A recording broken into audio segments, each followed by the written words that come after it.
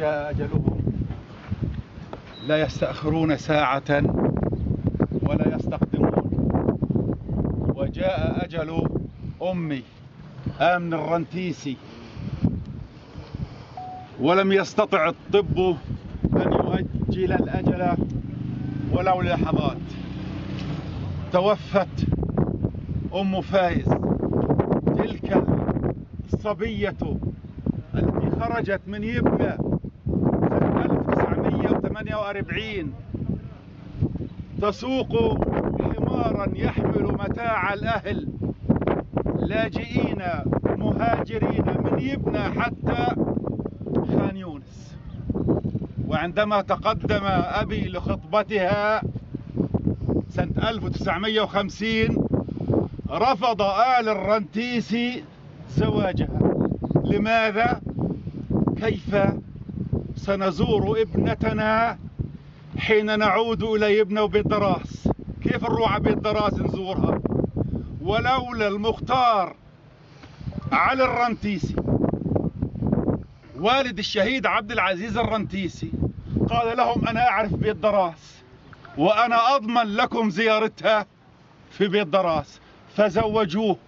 وزفت آمن الرنتيسي في خان يونس على فرس أبو جار الشاعر في حارة الشاعر، ولم تكن تدري أنها ستدفن في خان يونس ولن ترجع حتى اللحظة إلى يبنى وإلى بيت دراس. حتى عندما تعرض أحد أفراد عائلة أبو شمال الحج مسلم لضائقة مالية وليس له ورثة في الخمسينات، قال سأبيع أرضي في بيت دراس، من يشتريها؟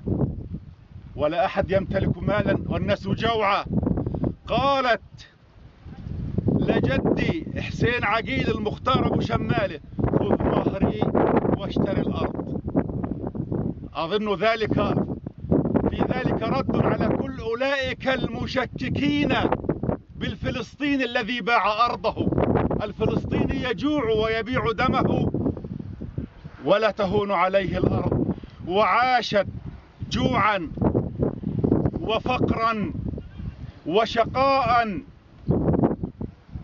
وكانت تنتقل من سجن نفحة يقولون لها في سجن عسقلان، والزيارة اللي بعدها إلى سجن غزة، إلى سجن الرملة. هكذا قضت الحياة حتى عندما جاءتني إلى سجن الرملة وقالت لي مات. قلت لها من هو؟ كنا في إضراب وكانت ممنوعة الزيارة. قالت أبوك. قالت أبوك. قلت والله ما بعلم إلا منك. فعزتني. وسبحان الله لم يسمح لي أن أشارك في جنازة أبي. اليوم لا يسمح لأخي عقيل أن يشارك في جنازة أمه، وكأنهما قسما كل واحد لواحد. بالأمس تقول الله يكسر اليهود، حرموني أشوف ابني لأنه في مصر. هذا وددت أن ألخص حال الفلسطينيين عامة بحال أم فايز. وإحنا اليوم نواسيها التراب بجوار أحفادها الشهيد محمد عقيل والشهيد حازم فايز. نتمنى على الله أن يكرم نزلها وأن يرحمها برحمته. وبارك الله فيكم على هذا الحضور وشكر الله سعيكم، والسلام عليكم.